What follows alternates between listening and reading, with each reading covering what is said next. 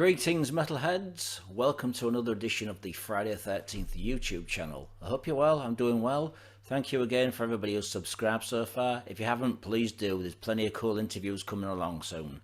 Okay, so you're about to listen to an audio interview with a Colorado progressive band called The Quiet Room. This was recorded in 1997 when the band released their first album. Great album, if you haven't heard it, please do, they're a great band. Anyway, please enjoy this interview. Please spread the word on Facebook, Instagram, Twitter, any other social media sites you can. Enjoy it, be safe, stay metal, and please spread the word. Like I said, it's free to join my YouTube channel, so let's get it going and rocking. Be safe, folks. Thanks for watching and listening. First question for the Quiet Room is, could you tell me a little bit about the band's history, the formation? When did you form and by whom? We formed in, I guess, technically in '92, and it was myself, Jason, and our other guitarist George. We had another drummer named Tim Olsen, and Tim and I had just come out of another band that kind of fell apart, and we were just planning on doing another project, so we started reforming and looking for people, and heard about George through some mutual friends, so hooked up with him and worked out right off the bat, and then we started looking for just other people, and actually ended up with a different bass player named Rich Ross. So he was a pretty prominent bass player on the local music scene. And we hooked up with him, and then got our old singer John Seacrest. So it was pretty much almost an entirely different lineup, with the exception of George and I. And went that way for a while. That's the lineup that we had when we opened for Dream Theater, and some of our earlier shows in late '92. And don't forget Mike. Yeah, and Mike, and then yeah, that's right. We didn't have our old drummer for very long before we hooked up with Mike. Our old drummer just wasn't quite where he needed to be musically, and Mike was, so we just kind of hooked up with him. All right then, Jess. What about this old band you was in? What were they called? What style of music was you playing? The band before it was Tyrant's Reign, and I heard of those guys. You did an album, yeah? No, we never did. There might have been another Tyrant's Reign that did. Right, because I know the bass player from Stuck Mojo. Uh-huh. And he was in a band called Tyrant's Reign. I just wondered if it was the same band. Oh, no. Right. No, we didn't get that far. We were trying, but we were more of a progressive, I don't know, maybe more of a progressive thrash kind of band. We were pretty super heavy, and cool. Yeah. It was, did you record anything with this band? Any demos or anything? No, we didn't. We didn't actually didn't end up getting that far. Shame, I'd like to have heard some just to compare it to the Quiet Room. Right. Well, actually, some of the songs that we play now actually started evolving back then.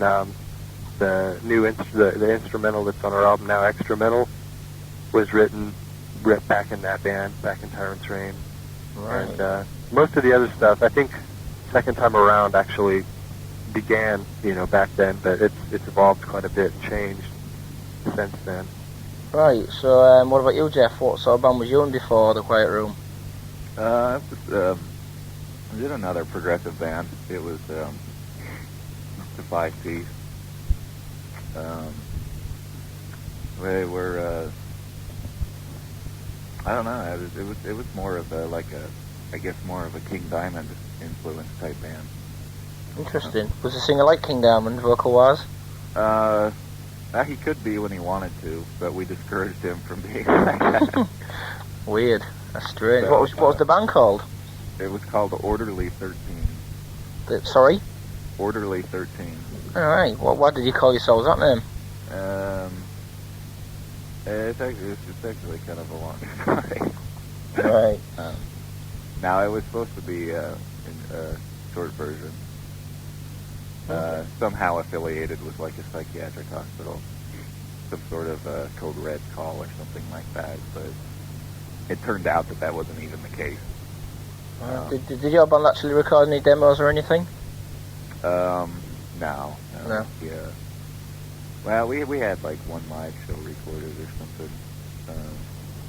It's a really, really lousy recording. We never like released it or even went into the studio or anything. I was actually only in that band for probably about 9 months or maybe 10 months before I joined the Quiet Room. Right. Okay then. So your old drummer left because of what reason? What was wrong with him before you got Mike? He just couldn't. He had like a lot of imagination, and came up with some really interesting beats. But I think he didn't have the kind of theory knowledge of of rudiments and time signatures and everything. And Mike really has a good knowledge of that stuff. Mike, toured with the Blue Knights Drum and Bugle Corps, and studied a lot through high school and stuff. So I think he learned a lot from that. So our old drummer, he just didn't have the knowledge that he needed, and sometimes his style was a bit strange, and a lot of the time he ended up kind of following the guitar lines too closely and not deviating. Not being with the bass guitar, is it the drummer's supposed to follow the bass guitar on these? Right. And he was trying to follow the lead guitar instead of the bass. Yeah. So it kind of sounded like really fucked up. Yeah. Yeah, it was different. But he actually had some really, when he had good ideas, he had really, really super intricate and cool ideas. But even Mike plays some of his old drum lines, but in general, it just wasn't quite up to where everybody else was at the time. Right. Okay then. Right. The next question is, so why did you have the name The Quiet Room, and were there any other names? We really didn't pass around too many other names. The reason that The Quiet Room came up was our old singer, John Seacrest, had read a book by an author named Robert McCammon called Usher's Passing, which is kind of a continuation based on a short story by Edgar Allan Poe called The Fall of the House of Usher. And what The Quiet Room is there's a family in this book called the Ushers that has sort of a disorder, a mental disorder that has to deal with their senses, and it's kind of like a seizure. It just hits them out of nowhere, and what happens is all their senses increase, like 100% to the point of pain. The sense of touch, if they touch anything, it's just pain, and any light at all can be practically blinding, and the same with sound, deafening. So they have to create their own rooms, within they're a wealthy family, and they create these rooms within their mansions called the Quiet Room. They're quiet rooms. So it's kind of just a place of solitude or sanctuary. Kind of sounds like you're inspired by King Diamond, actually. Kind of, yeah. I actually was really, really into King Diamond myself. Yeah. And but that's where it came from, was from that book. So our old singer came up with it, and everybody liked it and liked the idea behind it. So. Right. So you didn't have any other names? No, we never really went through that. It was pretty much The Quiet Room right off the bat. Strange. Right. My next question is, do you think The Quiet Room reflects on the band's music? Meaning, like, does The Quiet Room associate with progressive music, or do you think it's kind of like different? Just basically our musical style. Yeah. Do you think it goes with the name, The Quiet Room, or do you think it's kind of for the writer or somebody who picks it up is going to think, is this progressive or what? Right. Is it to baffle the buyer, or? I don't know. I really don't think that. I think that we just kind of chose the name, and I don't know if it if it really reflects like a progressive band or what. Yeah, I think it's hard to kind of judge what style a band is Through the name. by their name, unless their name is like Death or something like that, something real obvious like that. All right, so I got you on a tough question there then. Yeah, I mean, I think we definitely didn't intend to pick a name that reflected a progressive band. I think we just kind of generally went for what we liked. I think the whole kind of theory behind this whole band is not to be. I mean, we're not trying to be any one style or you know, Another Dream Theater or something. Right. I think we're just kind of doing what we like, and what we like happens to be progressive. So I think, you know, we took the same approach with the name, and, you know, pretty much everything we do, we just do what we like, and if it happens to be progressive, it does. If it's not, then it's not. Right then, my next question is, do you think the progressive music's got very popular, and who do you think is the pioneers that's brought it so popular at the moment? I'll start this one. I know, I mean, I can speak for where we're at in the United States, and it's not very popular. I think that any popularity it does have, well, any of the kind of mainstream popularity that it has over here is probably due to Dream Theater. When Images and Words came out, it had quite a bit of radio play. Fates Warning had some kind of mainstream popularity a few years ago. I think that's kind of died out right now, but so it's not. I mean, it's not extremely popular here by any means. So, but I would definitely say Dream Theater has had the most to do with that. As far as the new wave of progressive. And what about the old style? Do you still think Rush are like the pioneers, or somebody else? I would think, for me and the people that I'm around, probably Rush. Yeah, definitely has the most, influence. Yes, had a lot of influence too. I think over the older progressive, but I think Rush is definitely, for me, the biggest kind of old school progressive. That's especially of the bands that are still around, that's still doing it after that long. What do you think, Jeff? Yeah, I'd say. I mean, with bands like Rush and Yes, they're definitely, among the most popular of any progressive band, but you're also getting more into the progressive rock kind of vein, which I think is a bit more, I don't know if it's accessible or marketable, but that style seems to be doing a lot more well than the metal style is, But as far as, the pioneers of progressive metal, I would have to say, like Dream Theater and Fates and Queensrÿche as well. I think they were actually bigger than either Dream Theater and Fates. The style was a little bit different. A lot of people will even debate as to whether Queensrÿche is a progressive band or not, Can you speak up a little bit, Jeff, please? It's hard to hear you. Thanks. I think a lot of people debate as to whether Queensrÿche is actually a progressive band or not, Yeah, I think they started out as like a progressive edge on the Warning album. Yeah. So it's. I would say those three bands, Do you think there's too many bands trying to sound like Dream Theater now? Do you think it's kind of getting a little bit of a joke? I don't personally think so. I mean, I haven't heard, an amazing amount of new progressive bands, but the ones I'm hearing, you can hear some Dream Theater tendencies, or whatever, in their music, and you can hear a lot of Dream Theater influence, but I can't say that I've heard a lot of bands that sound like Dream Theater clones. There seems to be quite a few bands from Europe sounding like Dream Theater. Really? But saying that, there's also a lot of bands coming out now that are trying to sound like Psychotic Waltz, the band I told you about to check out. Right. Yeah, there's a lot of bands trying to sound like those now.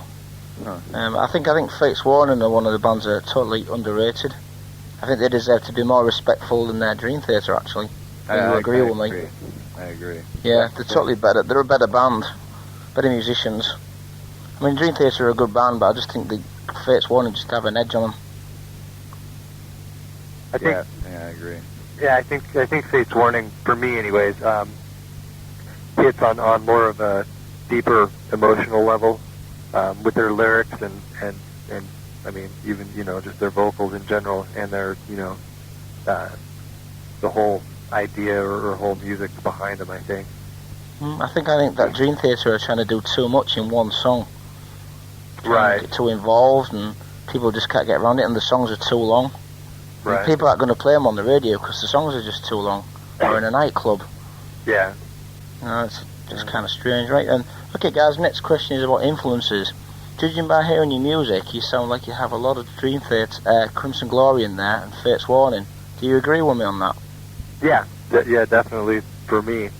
I think when Transcendence came out from Crimson Glory, that definitely influenced my direction that I wanted to go. I just liked it a lot, and definitely a lot of Fate's Warning. I've always been into Fate's Warning and definitely Dream Theater, so yeah. Yeah, it kind of sounds a cross between the guitar playing that you're doing, you and the guitar player. Kind of sounds a cross between Transcendence and No Exit, Fate's Warning. Right, That yeah. guitar picking style. Yeah, definitely. Those are two great albums. I like them both, so. Yeah, I wouldn't really say that your band's music has a lot of Dream Theater in, only with Jeff's keyboard playing. Do you agree with me on that? Yeah, I mean, I agree. I think I was telling you yesterday that we get compared to Dream Theater a lot. Does it kind of piss you off that you get compared to Dream Theater a lot when you know that you're not really compared to them? Yeah, it drives me up the fucking wall. Do you think people should study your album a little bit more, listen to it before judging you as another Dream Theater band? I think a lot of writers just listen to it once and then just say Dream Theater without playing it a few times. Yeah, I mean, I think people should do that with just about any album that comes out, whether it's progressive or whether it's alternative or anything, Yeah. People are often really quick to judge like that, and I think a lot of people hear heavy guitars and keyboards, and right off the bat, that's about the only thing they can associate it with.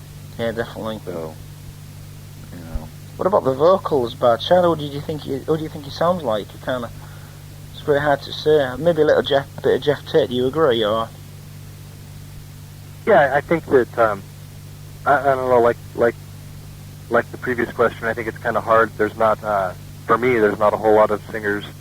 I don't, I haven't heard a million progressive bands, so I don't have a lot of people to compare him to. But definitely, he definitely in an early age he had a Jeff Tate influence.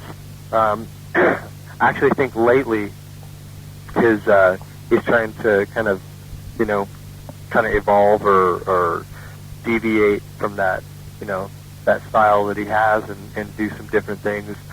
I know he's heavily influenced by Mike Patton from Faith No More. I like him a lot, and he gets into a lot of different stuff. So I think on our next album, I think he'll have probably more of a kind of variety of styles. I think he's growing as a musician, so as a singer. So I think he'll, definitely evolve. Who else do you think you have as influences in the band, and how do they fit in with your music you're playing? I think we have a really super wide variety of influences. Definitely, the ones we stated before, the progressive ones. And then, anything from Tori Amos, Sarah McLachlan, to like Haji's Kitchen and Meshuggah and, a lot of... Which band was that? Was that Haji's Kitchen, did you say? Haji's Kitchen, yeah. I've never heard them, but I've heard good things about them. Yeah, I like their stuff a lot. What kind of music do they do? They're heavy. I'd say they're definitely progressive. They're, individually, they're incredible musicians. So they do a lot of shred. So that's that's the band on Shrapnel Records, yeah. Yeah, they're on Shrapnel. Right. Great. What other bands do you have as influences? Do you have anybody like the older school, like the Iron Maiden, Priest, and? Yeah, I definitely think that for me, growing up, I listened to those two bands, Iron Maiden and Priest, just constantly. Those were probably two of my favorite bands growing up. So they've definitely had an influence over me. Yeah. What about you, Jeff? Yeah, I try and keep a pretty wide range of influences myself, you know. Like I listen to Tori Amos and Sarah McLachlan and, you know, a lot of more piano, keyboard-driven music like that. You know, lately I've been listening to the Dave Matthews Band like constantly lately. You know, I think that at least some of the people in this band, we try and keep a really wide range, and we try and draw influence from, you know, as many diverse areas as we can, so that it will somehow make our own sound and our own style a little bit more diverse. Right, okay. And my next question is about the demos. How many demos has the Quiet Room recorded prior, well, including the demo CD you did? How many have you actually done before the release of the album? All we've done is we did the Promo 95 5-song CD demo, and then we did one 3-song demo before that in 90, I think that was in 93, and that, you know, like I said, it just had 3 songs on it, and that was before we had keyboards, before Jeff came along. Right, so what songs were on these demos? Did any of them make it on the album, or were they just like unreleased material?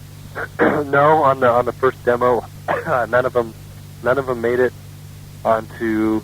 We kind of dropped those songs because we felt that our new songs were so much stronger, you know. And I think we're definitely a band that you know tries to grow. So I think when we find that our new songs are that much stronger than our old songs, we get bored with playing our old songs, so you know we end up dropping them. Well, I'd like to hear the old songs if you can get me a copy of them on tape.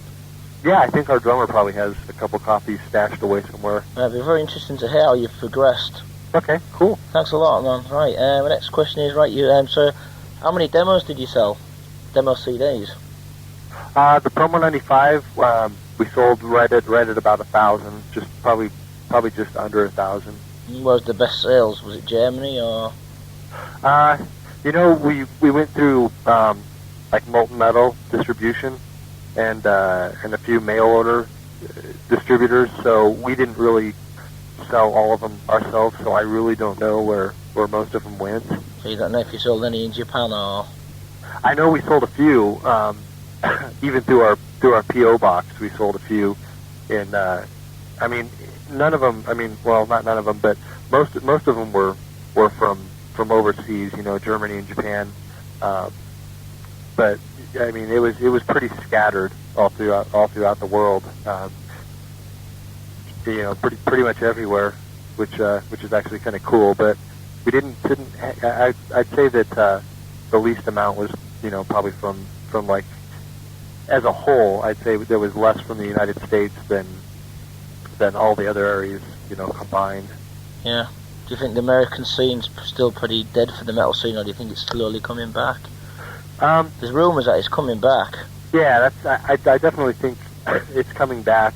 I think it's coming back kind of slowly.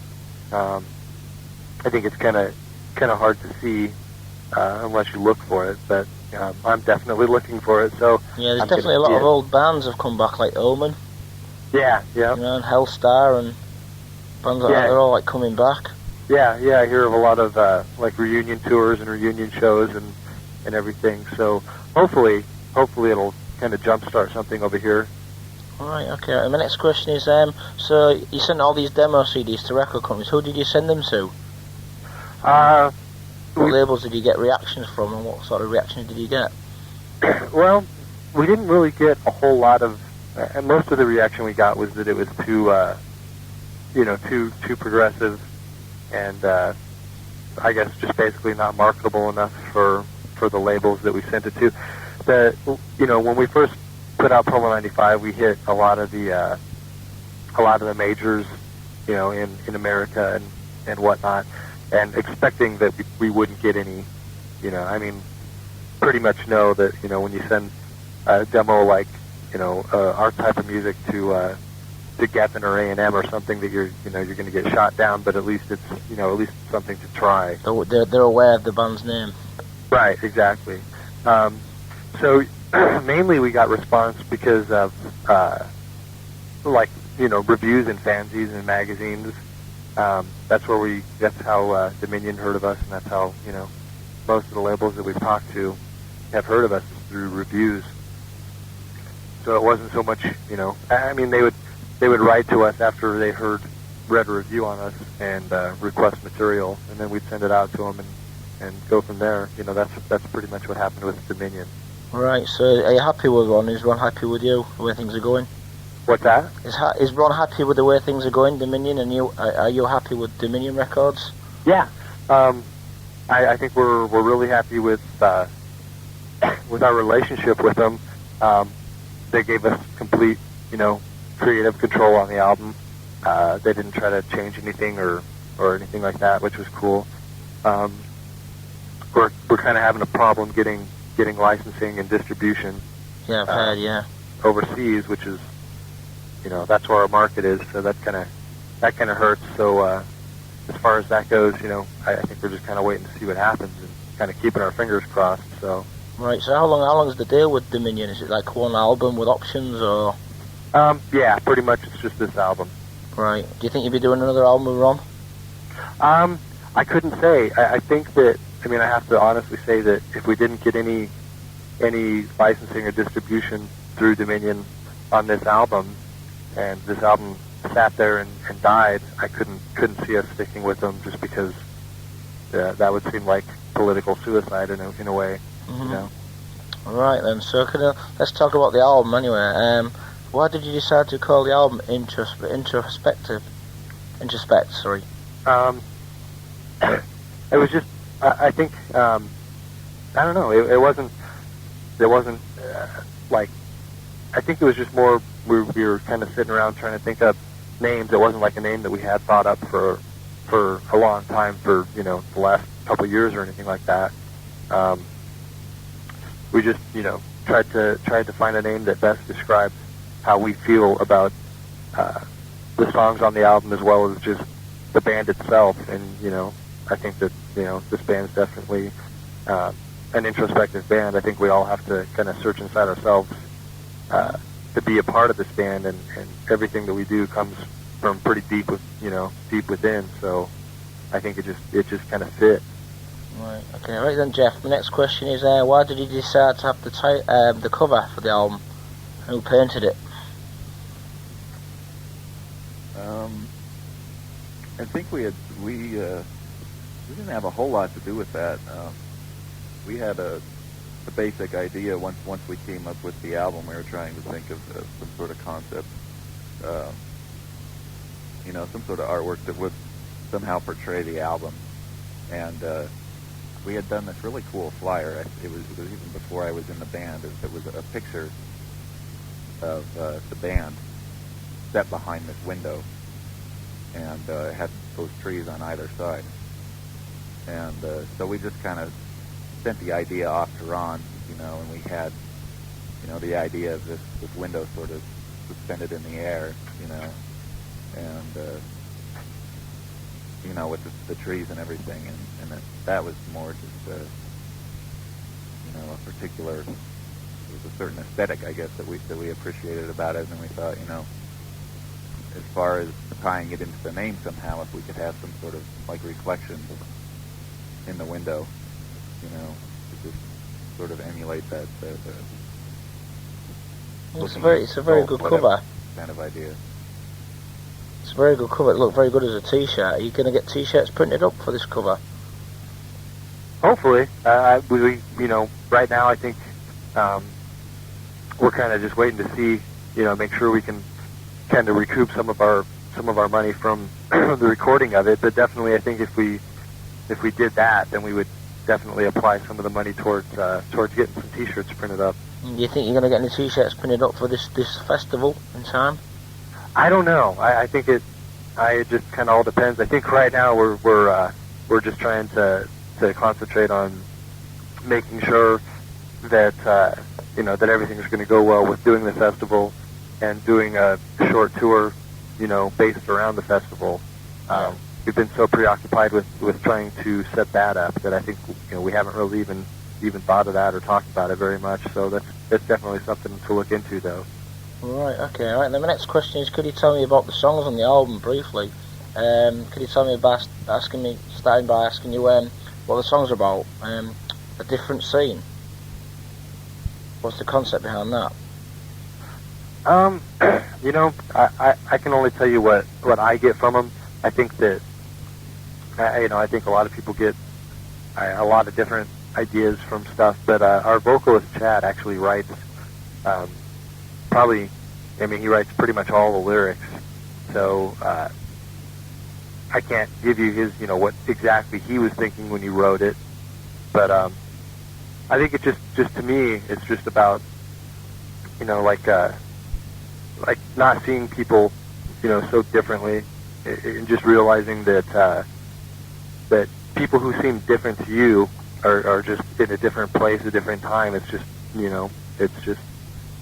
what they're doing, and it's not necessarily bad. It's just something different.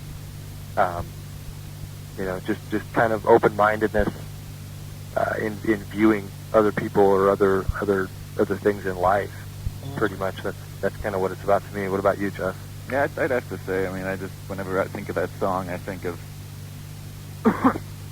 the chorus that just says the same perspective of a different scene, and I just think it's about people who are narrow-minded and don't have the ability to view different situations differently. Are all the songs pretty hard for you to translate with Chad writing all the lyrics? Or do you think if you asked Chad to fax me the definition for each song, do you think that'd be easier for you? Yeah, we can try that. Yeah? Oh, definitely we'll do that. Alright, then we'll go on to the next question then. Alright, then my next question is, the album was produced by yourselves and Kirby Oric, is it? Right. Yeah, who's he worked with before? Quite room. He's done a lot of, he's a Denver-based engineer, producer. Mainly he does a lot of alternative kind of bands. That's, I think, what he's had mostly. He's also worked with Leviathan, and I have to say that Leviathan are quite a shit band, actually. What's that? I think Leviathan are pretty shit, actually. Oh, do you? Yeah, they suck. Yeah. I used to know the guy out of them. Is it Roland or something? Who? Or is it the guitar player? Ron? Yeah. Yeah, Ron. But the music's pretty shit. I just bought the Iron Fortress album, and it sucks. Oh, does it? It's so pathetic, man. Really? I haven't heard any of it. You don't want to. Yeah, I've never...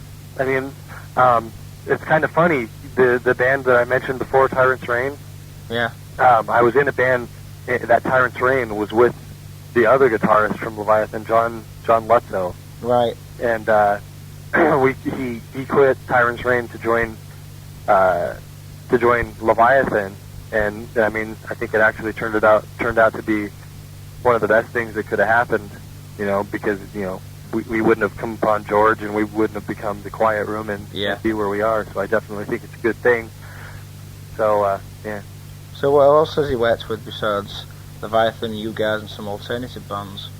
I don't really know. He's done a lot of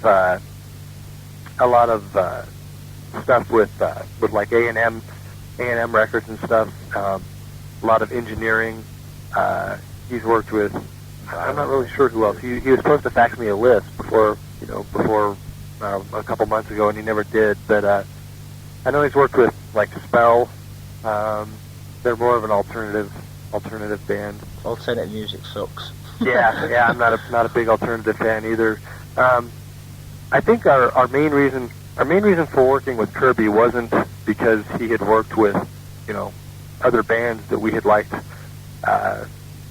We hadn't heard like a bunch of other things that he had done, and we and liked him. I think it was more because we kind of came across him, on our first demo, and started working with him, and it seemed like every time we'd work with him, it would grow so much each new time that it just kind of seemed like a natural course to follow. And I definitely think, in retrospect, that it was a good idea. He definitely helped push us in the studio. I think he knows each of us personally enough to know what we need to do in the studio and what he needs to do to push us. to get us to get the parts right and to get them done. Right, so Kirby, it sounds like Kirby did most of the work in the studio, producing-wise. Is that correct? Or? We're all real critical Yeah. On ourselves and on each other, so I think that everybody did a pretty equal amount. But there are certain times within a band that you can't really be completely brutally honest with somebody in a band, because you know that relationship might be damaged because of that. And I think bringing in somebody like Kirby, who's very honest and upfront about things, that he was able to say things to people in the studio that we wouldn't be able to say, and tell them that they're just not on, or tell them what their problem is pretty much to their face and pretty brutally, brutally honest. But it helped. It definitely helps. Yeah. I'll tell you one thing about the album. It's got a very, very good production.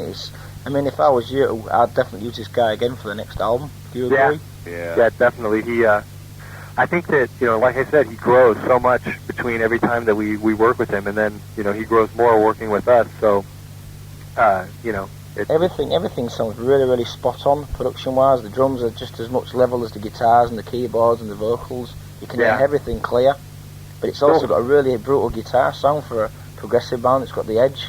Yeah, we took us a long time, a lot of money to get that tone. We both have preamps. Our other guitarist George has a Marshall preamp, and I have a Mesa Bogey preamp. And we tried various combinations of preamp and power amp and guitar cabinet, and we just could not get a tone that we liked. So we actually ended up using his Marshall preamp and renting a Marshall head, and using the Marshall head for the power end of it, but also using some of the distortion from the Marshall head. So it ended up really being a combination, and we were definitely happy with the tone. We didn't want to have a submissive kind of mellow tone. We definitely wanted more of a edgy kind of tone, and I think we got it. So kind of some places it kind of sounds like a little bit of power metal, progressive power metal. Yeah, definitely. Got the edge. So how long did it take to record the album, Jeff? I'd say, we started in January, and we sent it off to be mastered in April. So we actually recorded everything within a month, and we attempted to mix down. Jason and I flew to Florida and went to another studio to mix down, and practically ruined everything that we had spent all month recording. Yeah, what happened? What went wrong? The studio just was not even close to as nice as the studio we recorded in, and the engineer was one of the most difficult people I've ever worked with in my life. We ended up just arguing with him all weekend, and we tried to mix the whole album down in 2 days. So it just turned out like shit. So we came back, and we started mixing down again, like I think in April, and I think we spent damn near as long mixing it down as we did recording it, which is why we got the quality of the production that we did. We really took our time with it, and I think we finished it sometime in April, and then sent it off to be mastered, and that took a couple weeks, and then mass production took forever. We had all kinds of problems with that, but we finally got it back like in July. So if you'd have stuck with the recording, the mixing in Florida, how bad would it have sounded? Would it sounded really dull sounding, or? I think you have Promo 95, right? Yeah. It would have sounded worse than that. Yeah. Wow. Yeah. That's my honest opinion. Wow. So you're going to be using the same studio again, obviously? Unfortunately, I don't think they do music there anymore. Really? So, have you any ideas where you're going to use the next album? We'll probably talk to Kirby. What, Morris Sound Studios? And I'm not a fan of Morris Sound Studios. Yeah. I don't know. I think they've done some great bands down there, but every album that I hear out of there, the production sounds really thin and just really brittle. And I think you know, that's exactly the opposite of what Introspect is, you know, and I want to keep that heavy Warren sound on the albums upcoming. So. Okay, my next question is, do you know how well the album's selling so far? No. We really don't. We haven't heard anything. Yeah. We're kind of in the dark right now, so yeah, I guess not. Have you had any good reviews through the mail from European and press? And I'm not sure. Have we got any European ones, Jeff? I don't think we've had that. What was that magazine we got the other day? Hammerhead. I don't know where they're based out of, but yeah, I don't know. Mostly just American. I mean, the reviews have been great. You know? That's good. But I don't know. I think just when you're working with Europe, I think it just takes longer. And the album it's only been released for like less than 2 months now. Right, then my next question is about distribution. I understand that Mercury Rising had licensed to Noise, and Noise Records rejected the band, saying that you sound like Dream Theater. I think that's totally unfair. Why do you think they rejected you? Is it because of that reason, or? I really don't know. That's pretty much the extent of what I know. I saw the facts and the facts from Noise, and that's pretty much, you know, all I got from it. I didn't get a lot of elaboration on it from the record label or anything. So all I really had to go on was that facts, and that's pretty much what it said. So I don't know. I think it's I understand that Dream Theater does fairly decent in Europe. I understand they do fairly well over there, definitely better than they do in the United States. So I actually think it's funny that a lot of record labels have said that we're too intricate or too I'm not sure what the word is for it. Just basically too technical and too advanced for what's going on musically right now, and I find that kind of funny when I find that bizarre. Yeah, when bands like Dream Theater and Iced Earth and whatnot are doing quite well. So I don't know. It's kind of weird, really, because you're really, really good band, really talented musicians, and Noise not signing you. I mean, they've got worse bands on that label. Right. And to turn you down, like I said to Ron, it kind of found that stupid. Yeah. Yeah, I mean, I'd like to get you with a record deal, but I've told Ron what labels to approach. So cool. Like Century Media, Metal Blade, and Massacre. Yeah, definitely. Have Hopefully. Have you actually spoke to Mackenzie from Psychodrama regarding Massacre Records? Oh, really? Have you actually spoke to him? Cool. No, have you spoke to him? Have you? Yeah. Huh? No, we haven't. I thought you said you had. No. Had you spoken to him about what Massacre Records are like for his band? No, I haven't. I mean, all I know from is from what I hear, when we hang out with them, and it doesn't. I get the feeling myself they're not completely pleased right now with their label, but I think that's because it's taking a long time for their next album to come out. I think they're having a lot of problems, getting the next album out. Yeah, I got a promo of it last week. Oh, did you? It's not bad. I don't think it's as good as the first album, though. I know they're going for a different kind of more straight ahead deal. So. Yeah, they've gone more for like a Lethal sort of feel. Right. But the production doesn't seem to be quite as good as the first. I mean, the songs seem to sound pretty much the same every song. Really? Which I kind of found a little bit disappointing because the first album was a really good album. Right. Yeah, definitely. This one seems to be a little bit. Every song seems to sound the same pretty much. Huh? Yeah, I haven't actually heard it. The only. But don't tell him that. What's that? Don't tell Mackenzie that. No, I won't. Yeah, I just heard. I've heard him play. We played shows with them, and that's, that's pretty much. Well, the next question, guys, is have you any new songs for the next album? And if so, how do you compare the new songs to the debut album? Yeah. In which way is a progression do you? And Jason and I were talking about this at dinner last night, kind of.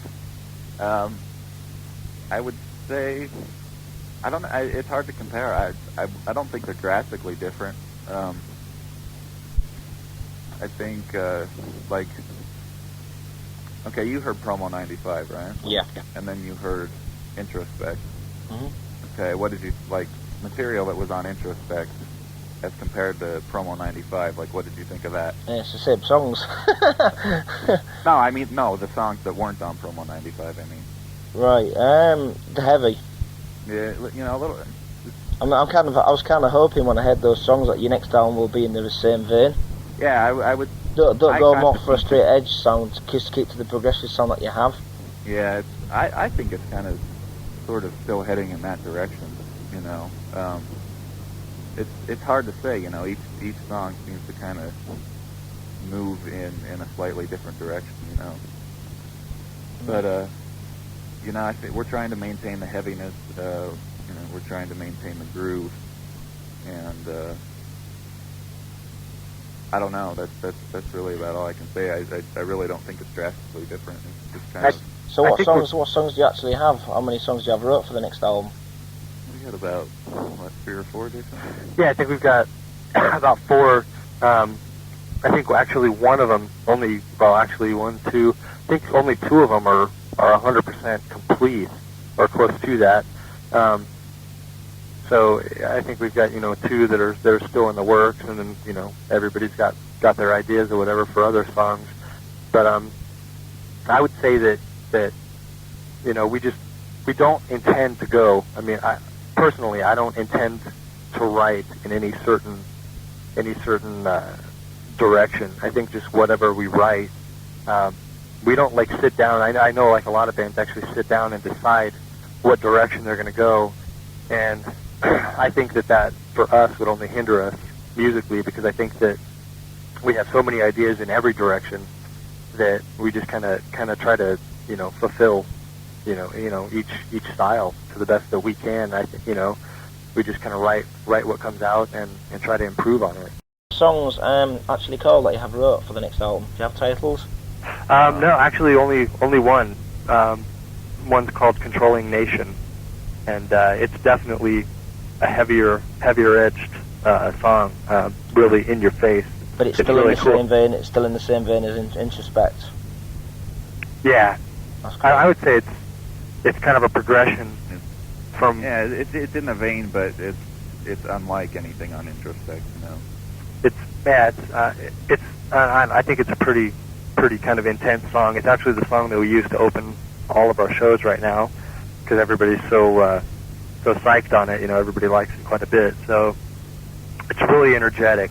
It comes out right from the beginning, kind of in your face. So that's cool. Kind of looking forward to seeing you hopefully in November.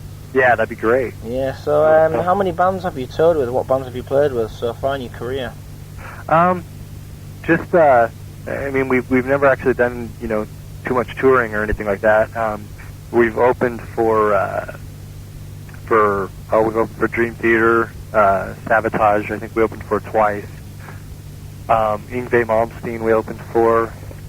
How do you see Yngwie Malmsteen? Did you meet him? And I didn't. Our bass player, actually, and our old bass player, hung out with him and went on his tour bus, and I think they drove to his hotel or something. I think they ended up dropping him off in some park somewhere. Yeah. But it was a pretty interesting evening for him. Wow. Because I met Yngwie Malmsteen 2 years ago, and I thought he was a pretty cool guy. Cool. Yeah. He got me a couple of beers and shit. That's cool. Cool. Yeah. Like I said, I didn't meet him. All I know is our old bass player ended up hanging out with him. I think they argued quite a bit on the fact that Yngwie likes bass players who use a pick, and our old bass player is, completely a finger. Yeah, I think finger bass players are the best. Yeah, I agree. I like that definitely better. So You can hear more of the clicky sound. What's that? You can hear more of the clicky sound when they're doing like scales, Yeah. as opposed to a plectrum. You just don't hear it on the record. Yeah, I agree. It's definitely better for progressive music because it gives it the edge. Yeah, I think so too. So, what other bands have you played with besides Yngwie, Dream Theater, Sabotage? We opened for Gary Hoey. I'm not sure if you. No, I don't. Who is he? He's a solo guitarist on. I'm not sure. He's not on. I don't think he's on Shrapnel. I'm really not sure what label he's on. He's just an incredibly good solo guitarist. It was kind of strange opening for him because like as you know, there's 6 people in our band, and when he did his tour, basically, it was just him and pre-recorded music. You know, all the other instruments were all pre-recorded. So I think it was kind of funny to see the stage packed with 6 people, and then, you know, when the headlining artist comes up, there's just one guy up there. And it was kind of different, but and he didn't have much equipment either, so it was pretty funny. Who else? Let's see. Along with when we opened for Sabotage the second time, we opened for a band called Exhibit A. Yeah, I've heard of it. I've heard of that name, but I've never heard Yeah, of are you familiar with Alex Skolnick from Testament? Oh, yeah. Yeah, that was his. I think he's still in that band. It's his new project. What sort of music is he doing now since he left Testament? They're more straight ahead, kind of, I guess, just rock, kind of bluesy rock, I guess. Last time I heard, he was doing like a classical project or something. Yeah, that could be. I don't know. That band definitely wasn't it. They were more of a straight ahead kind of rock. I really didn't like them myself. Their drummer really pissed us off. They tell us, so we played first, and then they wanted to use our drum set. Right. They said they didn't bring a drum set with them on tour, which we found out later was a lie. They just didn't want to, you know, pull it out of the bus and set it up. Plus our drummer's got a extremely nice drum set, so they asked to use his, and he kind of reluctantly agreed, and that drummer just tore our drum set's drummer up. I mean, he just went crazy and you know, just played really, really hard, and Just tried breaking all the skins. yeah. I think he broke like a drum head, and the snare drum, he kept, you know, it would just bounce off the toms, and so it left, you know, gouges in the finish on the tom, you know, the Sounds tom like a drum. retard. Yeah. He just, man, that was the worst experience. I don't think our drummer will ever let anybody use his drum set again after that. Right. So when you played with Sabotage, was it with the original guitar player with Dad, or was it with the newer lineup? The first time we opened for him, it was with the original guitarist. Actually, it was just about a couple weeks, I think, before he died. Yeah. It was on the same tour that he unfortunately died. I was always really into his playing. I met him briefly. You know, I only talked to him for a couple minutes, so it wasn't anything real intimate or anything. But the second time we opened for him was when they have their new lineup, I guess. Yeah, I saw them at Dynamo Festival with that lineup. Cool. That's pretty cool. Who else you played with? Psychodrama? Yeah, we've done shows with Psychodrama. We really enjoy doing shows with those guys because I don't know, they're pretty cool guys. Like Blood Brothers. What's that? Like Blood Brothers? Yep, yeah, a little bit of that. Yeah. And we've done earlier shows with with Leviathan. I think we did a couple shows with them a long time ago. They really don't play out too And much. blow them off stage. What's that? And blow them off stage. Blew them off stage. I hope so. I don't know. Won't be hard. And I think that's about it, isn't it? I think that's about all the notable people that we've opened for. Who would you like to tour with as a band, Jeff? Who would I like to tour? Yeah. Jeez. Without seeing somebody like Iron Maiden or something that's really, really big. Yeah, it's I don't know. It's hard to say. You know, at this point, I think I'd tour with, you know, just about anybody who was willing to take us. Uh-huh. Right, what about you, Jace? I think that, I mean, my natural tendency is to say, like, Fate's Warning or Dream Theater or something like that, but I don't know that would be, you know, the optimum situation for us, because I think that we already get compared with those bands so much that, you know, I think it would be great to kind of open, you know, tour with somebody, you know, in a different style. That, Somebody like Vicious Rumours or somebody. Or yeah, or like, or even like Nevermore. They're an awesome band, Nevermore. Yeah, I got their CD a couple, I don't know, probably a month ago. Yeah, did you see my name on the album? What's that? Did you see my name on the album? No, I didn't. Oh, yeah. I didn't. I actually didn't look through there. But Which album did you get? Was it Politics of Ecstasy? yeah, Yeah, I got my name on there, my fanzine name. cool. I'm pretty good friends with Warren Dane and Jim Are you? Shepherd. Yeah. Cool. Hung out Yeah, with him at so- Dynamo Festival a couple of times and shit. Right on. They're Yeah, good I guys. mean, I'd love to tour with those guys. I think that'd be a definite, positive experience for our band to get out there with those guys. I know they've got a couple albums under their belt, and they've got some experience, especially, War Aldane's got some experience going. So I think that that'd be good for a band, that's kind of like ours, that's kind of like new at the touring thing, to actually tour with somebody who's kind of been through it before and seen what goes on. Yeah. There, I don't think so. Thanks a lot, Jason, for doing the interview, and that's about it.